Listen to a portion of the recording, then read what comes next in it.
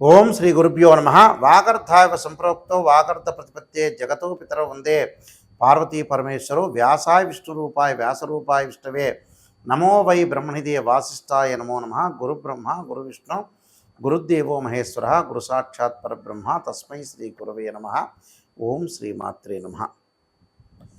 శుక్రగ్రహము శుక్రగ్రహము సుఖాన్ని, భోగాన్ని, సౌఖ్యాన్ని, కళత్రకారకుడు శుక్రగ్రహం. ఈ శుక్రగ్రహం వల్ల మనకి ధనం కలిసి వస్తుంది, సుఖము, సౌఖ్యము, కళత్రము, వివాహ ప్రయత్నాలు సఫలీకృతం కావటం, ధనం కలిసి వచ్చే అవకాశాలు ఎక్కువగా ఉండటం, అంటే ఇవన్నీ కూడా శుక్రగ్రహం వల్ల ఏర్పడుతుంటుంది. అంటే మనకి సప్తమ భావకారకుడు ఎవరు అంటే జ్యోతిష్శాస్త్రం ప్రకారంగా శుక్రగ్రహం అని అర్థం. ఈ సప్తమ భావకారకుడైన శుక్రుడు కళత్రకారకుడు అంటాడు. ఈ శుక్రగ్రహం అనేది ముఖ్యంగా మనకి వృషభ తులారాశ్యాలకు అధిపతి, అంటే రాస్యాధిపతి. అంటే వృషభ రాశికి కానీ తులారాశికి కానీ రాస్యాధిపతి ఎవరు అంటే శుక్రగ్రహం. ఈ శుక్రగ్రహం వల్ల మనకి గోచారరీత్యా ఏ విధంగా అన్ని రాశుల వాళ్ళకి ఏ విధంగా ఫలితాలు ఉండబోతున్నాయి, శుక్రుడు అనుగ్రహం అనేది ఏ విధంగా ఉండబోతుంది, వివాహ ప్రయత్నాలు కానీ ధనపరంగా కానీ అలానే ధనం సుఖపరంగా కానీ శాంతి కానీ ప్రశాంతం కానీ ఉండబోతున్నారా ఉండలేకపోతున్నారా, మరి శుక్రగ్రహం అనేది ఎలాంటి ఫలితాలు ఇవ్వబోతుందో మనం ఇవన్నీ కూడా గోచారరీత్యా మనం చూడాలి. అంటే జన్మ జాతకం వేరు, ఎప్పుడు కూడా గోచారం వేరు. జన్మ జాతకాన్ని బట్టి అనుసరించే విధానాలు వేరు. అలానే మనకి this is the transit system అంటారు. ఎప్పుడు కూడా రాశిఫలం అనేది ట్రాన్సిట్ సిస్టమ్ ప్రకారంగానే ఉంటుంది. గోచారం ప్రకారంగా శుక్రగ్రహం వల్ల ఏ విధమైన ఫలితాలు ఉంటాయి. శుక్రగ్రహం ఒక రాశి నుంచి మరో రాశికి మారటానికి 30 రోజుల కాలం పడుతుంది. ఎప్పుడైనా సరే ఒక విషయాన్ని గుర్తుపెట్టుకోండి, శుక్రగ్రహము ఎవరైనా సరే వాళ్ళ రాశి నుంచి 1, 2, 4, 5, 8, 9, 11 స్థానాల్లో సుఫలితాన్ని ఇస్తాడని శాస్త్రం గోచారం చెప్పబడుతుంది. అయితే మనకి గోచార రత్నాకరంలో కానీ గోచార ఫల ప్రదర్శనలో కానీ ఈ గోచార రత్నాకరంలో కానీ ఇవి గ్రంథాలన్నింటిలో కూడా మనకి గోచారం గురించి చెప్పబడింది. మరి ఈ శుక్రగ్రహం వల్ల మరి కొన్ని ప్రయత్నాలు జరుగుతున్నాయా జరగట్లేదా, మిగతా యొక్క కాంబినేషన్ ఏ విధంగా ఉందో ఒకసారి చూస్తే ఈ నెల జూలై 31వ తారీఖు నుంచి ఆగస్టు 22 వరకు కూడా శుక్రగ్రహము సింహరాశిలో సంచారం చేయడం జరుగుతుంది.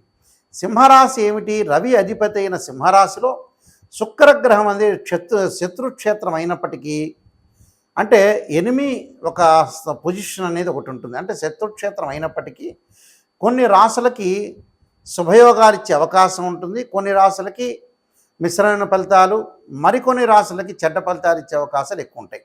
ముఖ్యంగా కొన్ని రాశులకి ఏ విధంగా ఉండబోతుంది అంటే జీవితంలో కొన్ని మార్పులు, సాధారణ జీవితం అనేది కొన్ని మార్పులు జరిగే అవకాశాలు ఎక్కువ ఉంటాయి. కాబట్టి శుక్రుడు సింహరాశిలో ఉండటం వల్ల ఏ విధమైన ఫలితాలు అనేవి వస్తాయని మనం ఒకసారి చూద్దాం.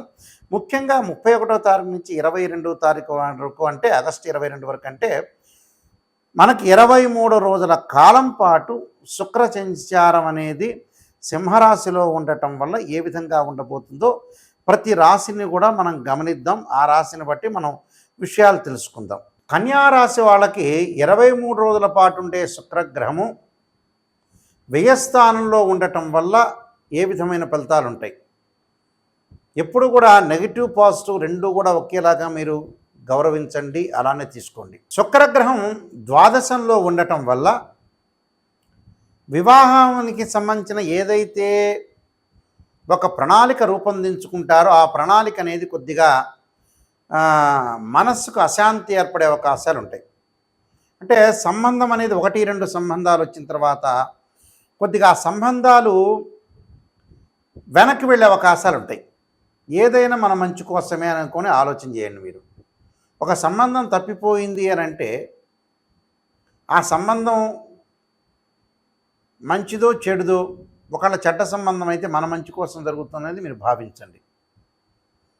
ఉద్యోగ ప్రయత్నాల్లో వాళ్ళకి ప్రయత్నం అనేది కలుగుతుంటుంది, కానీ మనం ఆశించినంత ఉద్యోగంలోకి వెళ్ళలేకపోతారు. అధికారుల యొక్క ఆగ్రహానికి గురి కావటం, ఆర్థిక పరంగా ఆదాయం అనేది బాగా పెరుగుతుంది. ఆస్తులు కొనుగోలు చేయటం, అలానే భూ సంబంధమైన విషయాల్లో కొంత వివాదాలు రాకుండా కొంత జాగ్రత్త పడటం మంచిది. అంటే దాని మీద శ్రద్ధ పెట్టి ముందుకు వెళ్ళాలి. దానితో పాటు విదేశాలకు వెళ్ళాలి అనే ఒక అభిప్రాయం అనేది కలుగుతుంటుంది. ఆ అభిప్రాయాన్ని ప్రణాళికాబద్ధంగా వీళ్ళు ఒక ప్లాన్ వేసుకుని చేసుకోవాలని ఒక అభిప్రాయం అనేది కలుగుతుంటుంది. అంటే దానికి ఒక ఎస్టిమేషన్ ఇస్తుంటారు. ఉద్యోగంతో పాటు వ్యాపారం చేయాలనే విషయాన్ని, వ్యాపారం చేస్తున్న వ్యక్తులు కూడా ఇంకొక వ్యాపారాన్ని విస్తరణ చేయాలని వాళ్ళు ఆలోచన చేస్తూ ఉంటారు. అంటే 10 మందితో డిస్కషన్ చేస్తుంటారు. నేనేం చేయాలి, ఏం చేస్తే నేను బాగుపడతాను, ఆర్థిక పరంగా నాకు ఆదాయం పెరగటం ఎలాగా అనేది 10 మందితో మనం డిస్కషన్ చేసి ముందుకు వెళ్ళటంలో ఎప్పుడు కూడా తప్పు లేదు. లైఫ్ ఎప్పుడు కూడా 10 మందితో డిస్కషన్ చేయాలి. మంచి వాళ్ళని మనం దగ్గరికి తీసుకోవాలి, దుష్టులను చూసి దూరంగా ఉండాలి. దీంతోపాటు అధిక వ్యయం జరిగే అవకాశాలు ఉంటాయి. అంటే మనకి ఏదైతే ఆదాయం వస్తుందో ఆదాయంలో దాదాపు 35% మీరు అనవసరమైన ఖర్చులకు ప్రయారిటీ ఇస్తారు. అనవసరమైన ఖర్చులు తగ్గించుకోండి. మధ్యవర్తిత్వం అనేది మంచిది కాదు. ఇద్దరు గొడవలు పడుతుంటే మధ్యవర్తిత్వంగా మీరు ముందుకు వెళ్ళొద్దండి. కొన్ని ఇబ్బందికరమైన విషయాలు ఎక్కువ వస్తాయి. పదోన్నతి అనేది కొద్దిగా లేట్ అయ్యే అవకాశాలు ఉంటాయి. నిశ్చితార్థాలు కొంతమంది జరిగి కూడా ఆగిపోయే అవకాశాలు ఉంటాయి. కాబట్టి ఏమీ భయభ్రాంతులు చెందొద్దండి. తొందరపడి సంబంధాలనే వచ్చే అవకాశం అనేది ఒకటి ఉంటుంది. ఏదైనా కూడా మన మంచి కోసం అనేది ఆలోచన చేయండి. వాహన ప్రాప్తులు కలిగే అవకాశం ఉంటుంది. లగ్జరీగా ఒక ఊరి నుంచి ఇంకో ఊరికి వెళ్ళటం, వాహనాల్లో తిరగటం, విందులు వినోదాలు, సౌందర్యానికి ప్రయారిటీ ఇవ్వటం, కాస్మెటిక్స్ సంబంధించిన వస్తువులు అమ్మే వాళ్ళకి ఆదాయం అనేది కొంత తక్కువగా ఉండే అవకాశం ఉంటాం. ఫ్యాన్సీ సంబంధించిన ఐటమ్స్ వాళ్ళకు కూడా కొంత ఆదాయం తగ్గే అవకాశాలు ఎక్కువగా ఉంటాయి. అలానే జమాలజీ వ్యక్తులకు కూడా ఆదాయం అనేది తగ్గుతుంటుంది. అంటే ఏదైతే మనం చేస్తున్నామో ఆ పని వల్ల శుక్రగ్రహం అనేది మిశ్రమైన ఫలితం ఎక్కువగా ఇస్తుంది. మనకి ఈ నెలలో జరగలేదు అంటే ఏదో నాకు జరగలేదు ఇలా అయిపోతుందని భావించొద్దండి. వ్యక్తిగత జాతకం కూడా చాలా ఇంపార్టెంట్. ఇక్కడ ట్రాన్సిట్ సిస్టమ్ అనేది కొంతవరకు ఫలితాన్ని ఇస్తుంది. వ్యక్తిగత జాతకం అనేది చాలా ఇంపార్టెంట్. అది చెట్టు కింద వేళ్ల లాంటిది. ట్రాన్సిట్ సిస్టమ్ ఎప్పుడూ కూడా ఒక చెట్టుకు ఆకులు లాంటిది. ఆకు వస్తుంది పోతుంది, గ్రహాలు మారిపోతుంటే ఇంకో గ్రహం మళ్ళీ మంచి చేయొచ్చు. అందువల్ల ఏమీ కూడా మీరు మనస్సు అశాంతి చేసుకోవద్దండి. నెగిటివ్ పాజిటివ్ రెండింటినీ కూడా సమానంగా సమతుల్యంగా భావించండి. విదేశాలకు వెళ్ళే ప్రయత్నాలు కూడా మీకు కొంత సఫలీకృతం కావటం, విద్యార్థులు కొంత అధిక శ్రద్ధ చదువు పట్ల ఆసక్తి చూపించాలి. లేకపోతే ఇబ్బందికరమైన పరిస్థితులు వస్తాయి. స్త్రీలకి కొన్ని గొడవలు చికాకులు రావటం, తోటి స్త్రీలతోటి ఇబ్బందికరమైన వాతావరణం, ఈ లగ్జరీగా ప్రవర్తించేసేటప్పుడు కూడా కొంత డబ్బులు ఖర్చు అయ్యే సూచనలు బాగా ఉంటాయి. కాబట్టి డబ్బును మితంగా వాడండి. బంధుమిత్రులతోటి విరోధ భావాలు కలగటం, అలానే పెళ్లి ప్రయత్నాలు జరిగిన తర్వాత కొన్ని విభేదాలు, పెళ్ళి జరిగేటప్పుడు కూడా కొన్ని విభేదాలు జరిగే అవకాశాలు ఉంటాయి. కాబట్టి అవన్నీ పట్టించుకోకుండా ముందుకు వెళ్ళండి. మీరు చేసే ప్రయత్నాన్ని భగవంతుని మీద భారం వేసి ముందుకు వెళ్ళండి. మీకు మంచి జరగాలని ఆశిస్తున్నాను. ఈ రాశి వాళ్ళు ప్రత్యేకంగా శుక్రుడు యొక్క ఆరాధన చేయటం చాలా ముఖ్యం.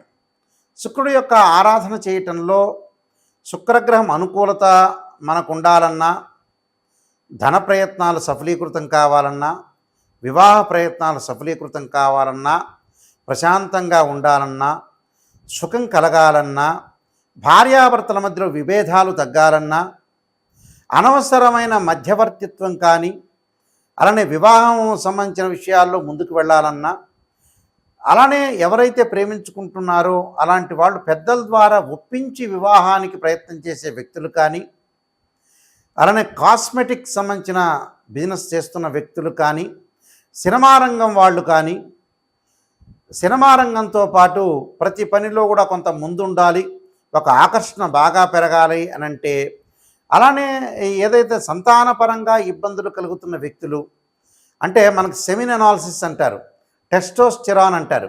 అంటే ఇవన్నీ కూడా శుక్రగ్రహం వల్లనే ఆరోగ్యపరంగా బాగుంటేనే మనకు శీఘ్రమైన సంతానం కలుగుతుందని అర్థం.